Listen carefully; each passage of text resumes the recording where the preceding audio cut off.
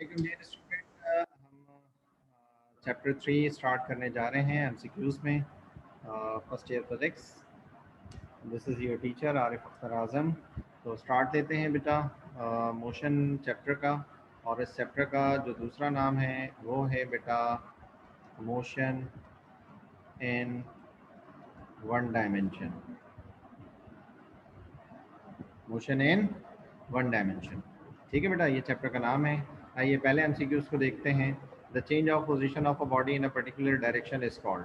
ठीक है, change of position of body particular direction को हम कहते हैं डिस्प्लेसमेंट। क्या कहते हैं बेटा? डिस्प्लेसमेंट कहते हैं। सही है, क्या कहते हैं? Displacement.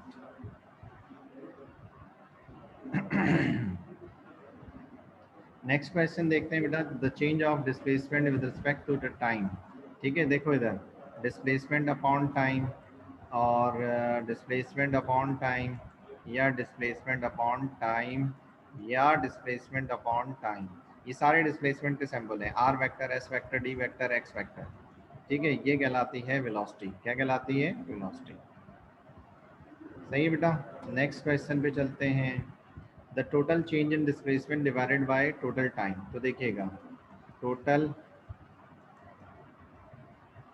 Displacement divided by total time. ठीक है, जब टोटल डिस्प्लेसमेंट को डिवाइड कर दें टोटल टाइम से तो ये कहलाता है एवरेज वेलोसिटी। क्या कहलाता है? एवरेज वेलोसिटी को डिनोट करते हैं वी बार से। किससे? वी बार से। उसके बाद देखते हैं the change of displacement in a very small time interval of time. Very small interval of time को हम delta t approach to zero लेते हैं। इसका मतलब होता है very small interval of time. ठीक है बेटा, the change of displacement in a very small interval of time, time tends to zero of a body is called, आपके पास कहलाती है इंस्टेंटेनियस वेलोसिटी। याद रखिएगा, डिस्प्लेसमेंट चेंज हो रहा है इंटरवल ऑफ टाइम में, तो डिस्प्लेसमेंट यानी d s upon d t, और इधर हम ले लेते हैं या delta S upon delta t, और इधर हम ले लेते हैं delta t approach to zero. ये हमारे पास जो है वेलोसिटी कहलाती है क्या बेटा? आपके पास इंस्टेंटेनियस वेलोसिटी। क्या कहलाती है? Instantaneous velocity. ठीक है, लिमिट लगाते हैं, याद हो अगर आपको, limit delta T approaches to zero delta S upon delta t, ये कहलाती है आपके पास इंस्टेंटेनियस वेलोसिटी।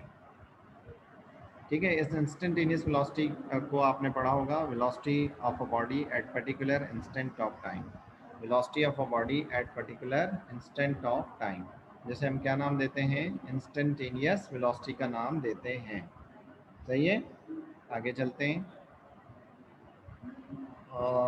इत्तफाक है, मास से रिलेटेड प्रॉब्लम था, एग्जाम में भी आ चुका है, पूछ चुके हैं, ज़रा देखिएगा। A hole is drilled through the earth along the diameter and the stone is drop. ठीक है, एक जो है ड्रिल जनाब होल किया है अर्थ में ड्रिल के ज़रिए डायमीटर ऑफ अर्थ के दरमियान। ठीक है, a stone drop into it.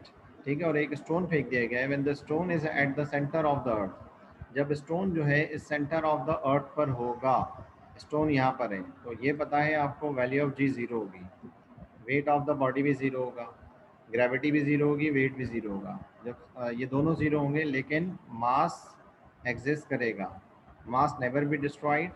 ठीक है, नॉर बी चेंज। तो मास यूनिवर्स में सेम रहता है। मास यूनिवर्स में क्या रहता है बेटा? सेम रहता है। सारी चीज़ें ज़ीरो हो जाएंगी लेकिन मास ज़ीरो नहीं होगा। A vehicle is moving at 30 metre per second it is. बेटा याद रखिएगा, जब भी कंटिन्यूस फॉर्म हो, ये कंटिन्यूस फॉर्म है, जब भी कंटिन्यूस फॉर्म हो तो हमें जिक्र किया जाता है इनिशियल का, इनिशियल वेलोसिटी का। तो a vehicle is moving horizontally, एक व्हीकल मूव कर रही है horizontally at 30 metre per second. कितने मीटर पर सेकंड से? 30 मीटर पर सेकंड से। It is then accelerated uniformly in the same direction. फिर ये एक्सेलरेट होती है सेम डायरेक्शन में 0.5 मीटर पर सेकंड स्क्वायर से, और टाइम होता है 30। हमें मालूम करनी है वी एफ। तो फॉर्मूला है v f is equal to we i plus a t. V f की वैल्यू आपने सॉरी निकालनी है, तो वी आई आपको दिया हुआ है कितना? 30। ए दिया हुआ है कितना? 0.5। टाइम दिया हुआ है 30। ये हो गया 30, 0.5 को 30 से मल्टीप्लाई करो तो 15, 15 और 30 होता है 45। 45 जो है हमारे पास आंसर हो जाएगा। ठीक है बेटा, नेक्स्ट पे हम चलते हैं। An object fall freely. ठीक है, जब भी ऑब्जेक्ट जो है वो फेंका जा रहा हो, ठीक है, लेट सपोज ये बॉल जो है वो ये फेंकी जा रही है कहाँ पर, फॉल फ्रीली। ठीक है, फॉल फ्रीली किया जा रहा हो, कितने एक्सेलरेशन से, 10 metre per second square acceleration से, the distance travelled by 0.6 second. तो देखिएगा बेटा, h इज इक्वल टू, जब भी इधर से फेंकेंगे तो इनिशियल वेलोसिटी क्या होगी, जीरो होगी, ड्रॉप किया जा रहा है। ठीक है बेटा, तो v I T plus half G T square, ये फॉर्मूला होता है, ये तो जीरो है आपके पास, हाफ जी टी स्क्वायर बचा, हाफ 10 और टी है 0.6, 10 को 0.6 से मल्टीप्लाई करोगे तो क्या आ जाएगा, 6 को डिवाइड करोगे तो आंसर आ जाएगा 3। ठीक है, तो 10 मल्टीप्लाई बाय 0.6 सेकंड का आता ना, तो आंसर आ जाएगा कितना, 3। Am right? अच्छा सॉरी, ये स्क्वायर है, सॉरी ये स्क्वायर है, तो इसको ज़रा हम सही कर लेते हैं। देखें, स्क्वायर नहीं लिया हमने। ओके, तो हम स्क्वायर ले लेते हैं। ये हो गया हाफ, ये हो गया 10, ये हो गया 0.36। मैं बगैर कैलकुलेटर कर रहा हूँ, तो इसको इससे मल्टीप्लाई करें तो हाफ इंटू 3.6 हो जाएगा। 3.6 को 2 से डिवाइड करें तो 1.8 समथिंग आएगा। तो ये आंसर 1.8 मौजूद है, बाकी सारे बड़े आंसर्स थे। ठीक है, ओके बेटा, नेक्स्ट करते हैं। 1500 kg vehicle start from rest यानी V I zero, accelerate uniformly, attains a velocity of 40 metre per second in 10 second, the force acting on the car. Force बराबर होती है एम ए के, और ये बराबर होता है v f minus v i upon t के। ठीक है, तो मास दिया हुआ है 1500, वी एफ हमारे पास दिया हुआ है 40, वी आई ज़ीरो, टाइम दिया हुआ है 10, ज़ीरो से ज़ीरो कैंसिल, कितना बचा, 1500 मल्टीप्लाई बाय 4, 15 फोर्स आर कितने होते हैं, 60, और 2 ज़ीरो ये, तो ये हो गया 6000 न्यूटन। ठीक है, कोशिश करें बगैर कैलकुलेटर के सॉल्व करें, एप्टीट्यूड में भी आपके काम आएगा। ठीक है, 6000 न्यूटन इज़ द आंसर। जब एप्टीट्यूड पढ़ाते हैं तो उन्हें एमसीक्यूज़ की सारी ट्रिक्स, सारे शॉर्टकट, सारे आपको फॉर्मूलाज और स्क्वायर रूट, कैलकुलेशन मेथड सब क्लियर करते हैं। बहरहाल यहाँ आपको कैलकुलेटर अलाउ है बोर्ड में, तो आप जो है यूज़ कर सकते हैं। बहरहाल देखिएगा, Stokes law is applicable to the, Stokes law apply होता है किसके लिए, bodies resting on the surface of liquid. Stokes law मैं आपको बता दूँ, पता नहीं जिसने पढ़ा हो नहीं पढ़ा हो, जनाब फ्लूइड जो फोर्स लगाती है ऑब्जेक्ट पर, वो फोर्स जो है बराबर होती है 6 बाई ईटा आर वी के। कोई भी फ्लूइड, ठीक है, लेट सपोज ये बकेट है, इसमें ये फ्लूइड मौजूद था, ठीक है, इस स्फेरिकल ऑब्जेक्ट को जब फेंका गया तो ये फ्लूइड जो है इस पर फोर्स लगाता है, वो फोर्स इसके बराबर होती है। ये बताया था स्टोक्स ने, ठीक है, इसलिए इसे स्टोक्स लॉ कहते हैं। यहाँ पर ईटा जो है कोफिशिएंट ऑफ विस्कोसिटी है, याद रखिएगा, कोफिशिएंट ऑफ विस्कोसिटी है, याद रखिएगा। ठीक है, तो देखिएगा, और ये जो स्टोक्स लॉ एप्लीकेबल होता है spherical shape object, only spherical shape object के लिए, ये भी लिख लीजिएगा साइड पर। ठीक है, तो Stokes law is applicable to the bodies resting on the surface of liquid, no जी, moving bodies through the viscous medium, yes यही आंसर है, moving bodies through vacuum never. ठीक है, विस्कस मीडियम में लिक्विड मीडियम की बात कर रहे हैं, moving bodies through the non viscous medium, तो ये भी नहीं है बेटा। ठीक है, विस्कस से मुराद विस्कोसिटी मौजूद हो, चिकनाहट मौजूद हो, resistance between the layers of the liquid मौजूद हो। ठीक है, चलें आगे चलते हैं MCQ 10 पर। क्या कहता है, bus weighing 3000 newton, 30,000 newton is moving uniform velocity 14 metre per second, its acceleration is. ठीक है बेटा, वेट आपको गिवन है, ठीक है, कितना गिवन है आपको वेट, 3000 न्यूटन गिवन है। और कहता है इधर जो इम्पोर्टेंट वर्ड है वो आपने, मैं जानबूझ के इधर स्टॉप हो गया, ये कहता है यूनिफॉर्म वेलोसिटी।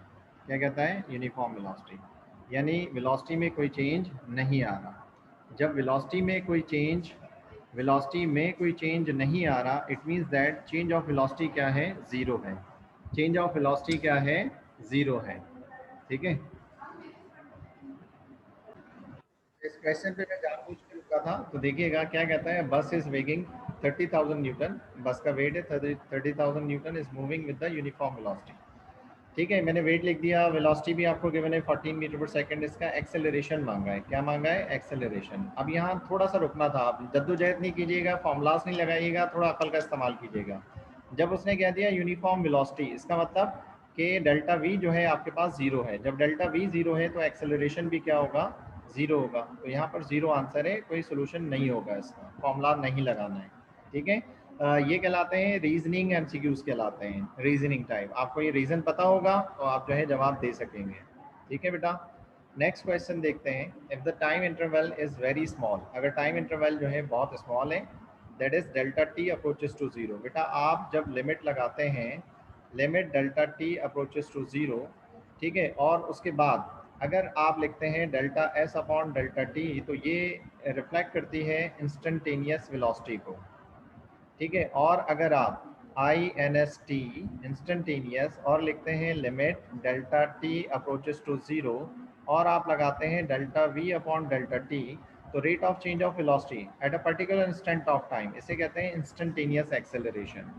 ठीक है, तो यहाँ क्या पूछ रहा था क्वेश्चन में, time interval is very small, the rate of change of velocity, rate of change of velocity पूछ रहा था, दैट इज एक्सेलरेशन, और ये एक्सेलरेशन कहलाता है इंस्टेंटेनियस एक्सेलरेशन।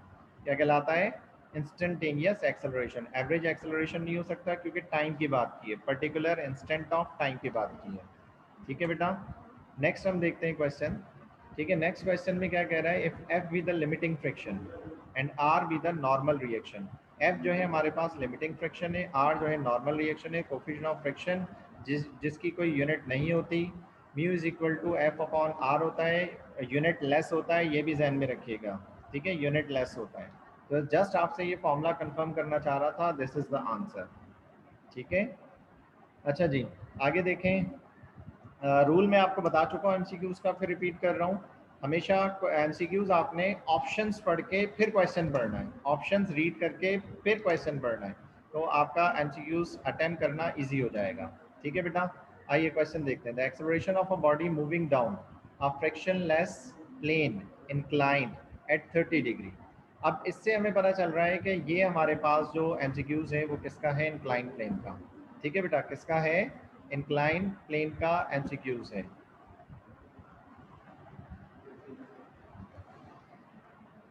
अच्छा बेटा, देखते हैं। इंक्लाइन प्लेन आप जो है देख चुके हैं।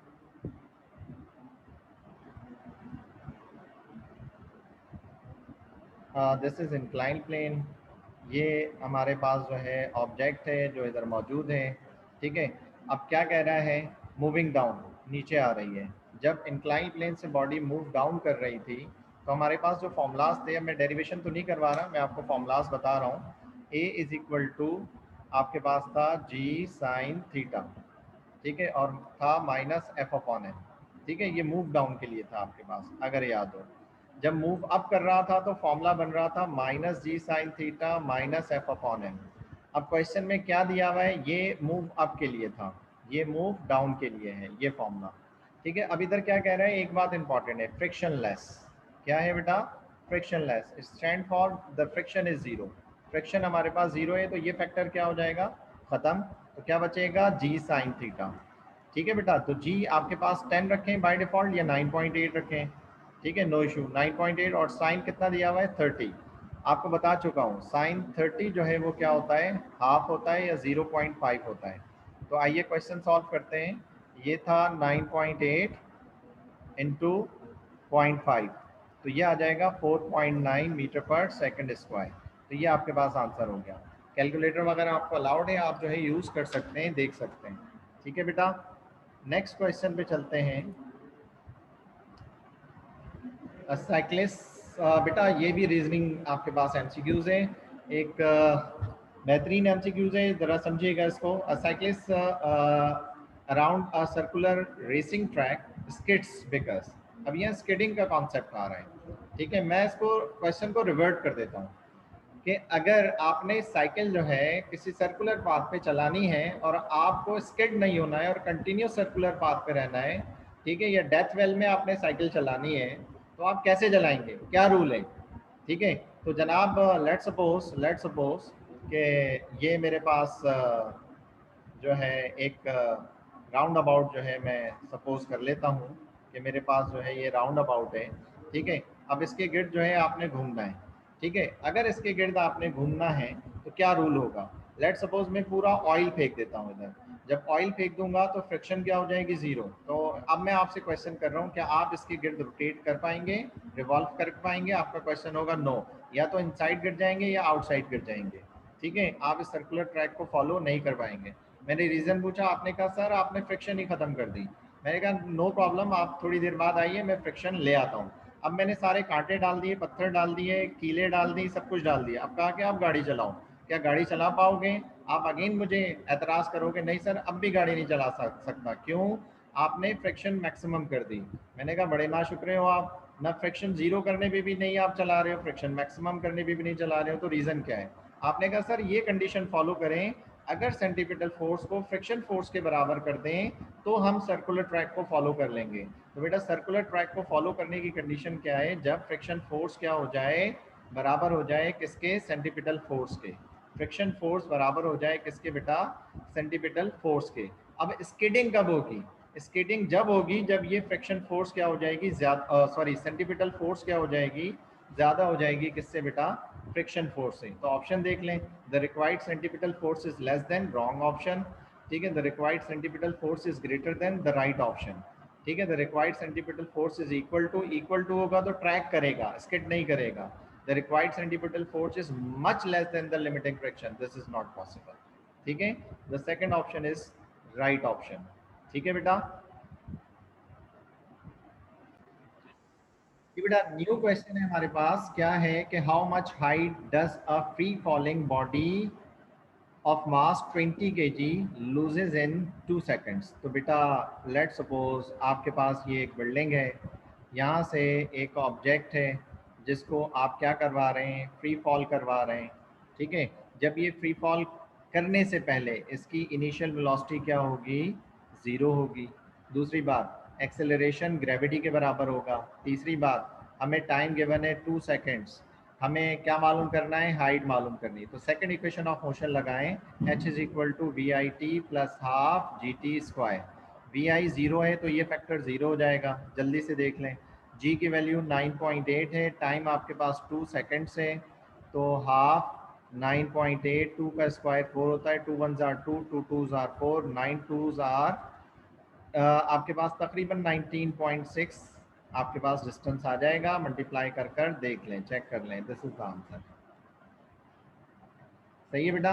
नेक्स्ट क्वेश्चन को देखते हैं। ये क्वेश्चन है बेटा आपके पास, जनाब, bodies are attached to the end of string and passing over a frictionless pulley का, और एक कंडीशन, सर्टेन कंडीशन गिवन है जो एग्जाम में भी गिवन थी आपको, कि m1 जो है वो 3 टाइम्स है किसके बेटा? m2 के, ठीक है। m1 जो है वो किसके है? 3 टाइम्स है m2 के। अब हमने क्वेश्चन रीड नहीं किया, हमें नहीं पता केस 1 है केस 2 है, बोथ वर्टिकली हैंगे या हॉरिजॉन्टल और वर्टिकल है। तो आपको पहले पढ़ना पड़ेगा और फॉर्मूला याद रखना पड़ेगा। देखते हैं। A string passes over a smooth pulley and carries a mass m1 and m2, m1 at one end and a mass m2 at the other end. If m1 is thrice of m2, ये दिया हुआ है, then vertical acceleration when both masses are passing over a frictionless पुली।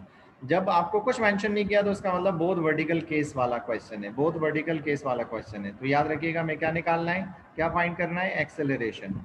बेटा acceleration का formula था आपके पास m1 minus m2 over m1 plus m2 into G. अब कंडीशन क्या गिवन है? कंडीशन गिवन है m1 is equal to 3m2। तो आइए m1 की जगह वैल्यू पुट करता हूँ, कितनी? 3m2, और उसके बाद ये आ गया आपके पास माइनस, और ये आ गया m2। अच्छा इधर क्या है? m1 की जगह क्या पुट करूँ? अगेन 3m2 और प्लस m2 इंटू जी। सही है, तो इसको मैं इससे ही आगे ही सॉल्व कर देता हूँ। 3m2 में से m2 माइनस किया, क्या बचा? 2m2, और 3m2 में m2 प्लस किया तो क्या बचा? 4m2। m2 से m2 क्या हुआ? कैंसिल, 2 1 ज़ार 2, 2 2 ज़ार 4, तो हाफ जी आंसर बच रहा है। तो वेयर इज हाफ जी?